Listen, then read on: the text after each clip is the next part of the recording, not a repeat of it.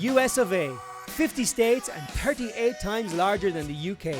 It is one of the most multicultural places on earth, a melting pot of creativity, where food and music combine. That was outstanding. With delicious results. Over the next few weeks, I'm going to be indulging in my lifelong passion for music and food as I take a cultural road trip of discovery through the heartland of Dixie. Grabbing myself a cowboy hat in Nashville. Ooh. Checking out one of America's most vibrant and colorful cities, New Orleans. And finishing up at the home of the blues, Clarksdale, Mississippi. But before all that, I'm starting my musical journey at the birthplace of the king of rock and roll, the one and only Elvis Presley. And I'm here in Tupelo to meet two of Elvis's old buddies. Let's go find them. So, good morning, gentlemen. Good morning. Tell us, where exactly are we right now? We're at the little house where Elvis was born. So we're actually sitting on the porch of the house where Elvis Presley was born. Exactly. I have a picture of us kids back in 1943. He certainly stands out. You can recognize his face as a child. Each one of us had a nickname. We called him EP. EP, right? Presley. Yeah. Was Elvis musical as a child? He thought he was talented. He always wanted to do a little bit more than anybody else does. Did he do his dance and back then? he did a little dance. We all had a little singing group that we thought we could sing. And it was a real pleasure meeting you and hearing some fantastic childhood stories. In 1948, the Presley family moved 90 miles northwest to Memphis, where the black, blues and gospel music were being played. And 7 years later at Sun Studios in Memphis, which was run by record producer Sam Phillips, was the place the music was being made. Where a shy teenager named Elvis with a dime store guitar came and made musical history. Well, that's all right, Mama. That's all Hey, Matt. Hey, how you doing? How are you, my friend? Kian, nice to meet you. Kian.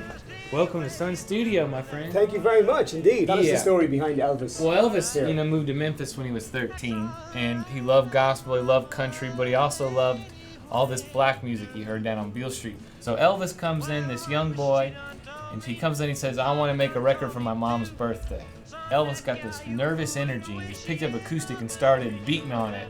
Okay. Not playing it, beating on it, and doing an old Arthur Big Boy Crudup song called That's Right Mama. He was doing it way too fast. Okay. And Sam ran out, hit record, and ran out the door and said, hell boy, that's a song. What other major artists have come here and recorded? I mean, what songs would we recognize? Well, so you got the blues, you got Howlin' Wolf, all the big major blues guys were here back in the day. Okay. But also Oh, wow. Johnny Cash, Folsom Prison, Walk the Line. The U2 came and recorded 4 songs for Rattle and Hum here. Def Leppard recorded here. Right. Bunch of great guys. So it certainly feels like we're in a place of musical legends then, for sure.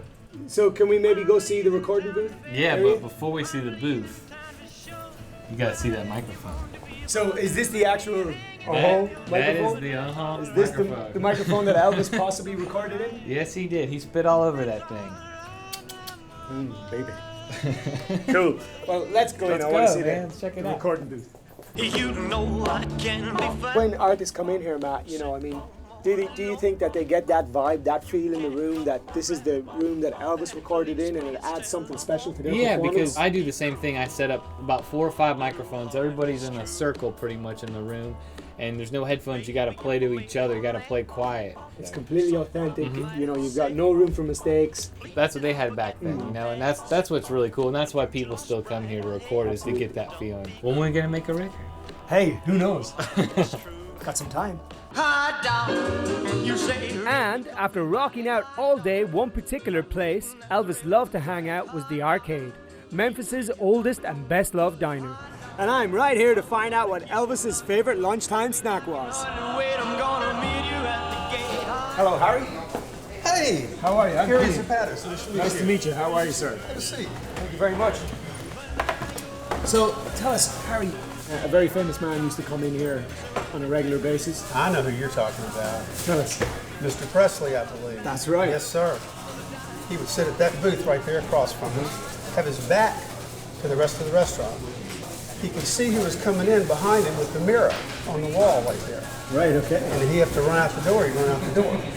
Has the building changed much since your grandfather ran it? Not really. I think it's a 100-year-old building, and it's you keep it up. The exterior of the building looks the same. The interior was redone in the early 50s. And what did he order? What was his favorite food here? The Elvis Sandwich. It's a fried peanut butter and banana sandwich. A fried peanut butter and banana Go sandwich. figure. And there's only one place to taste two of Elvis's favorite dishes, and they both feature banana. Here we are, sir. Fried peanut butter and banana, as well as our famous banana pudding. Thank you very much. Enjoy your meal. Here it comes. It's good. Very greasy. It's certainly fried. You can taste the grease. I mean, you're not going to stay looking like that if you're eating this every day. You can certainly pile on the pounds. Let's try the pudding.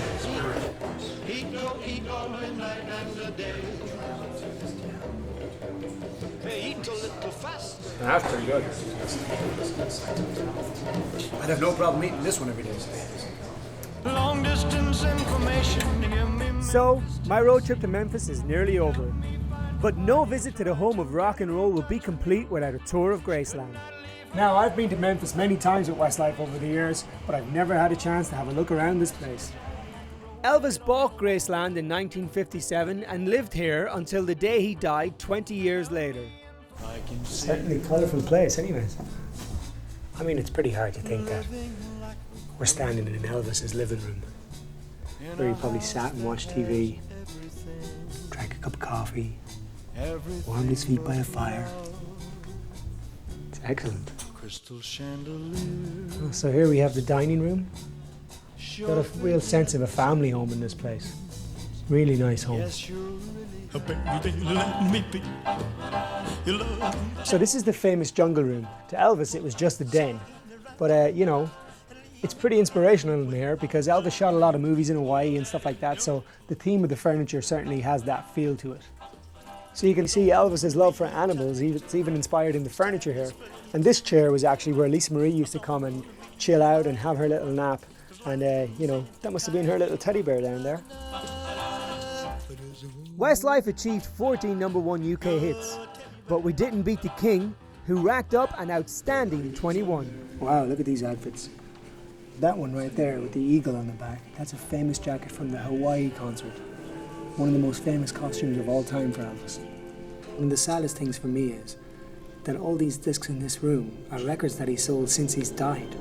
So he doesn't even know this exists. It's crazy.